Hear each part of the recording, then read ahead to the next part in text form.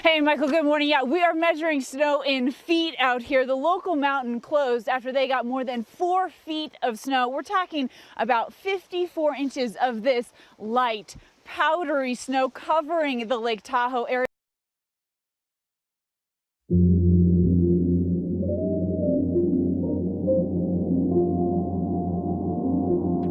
Ladies and gentlemen.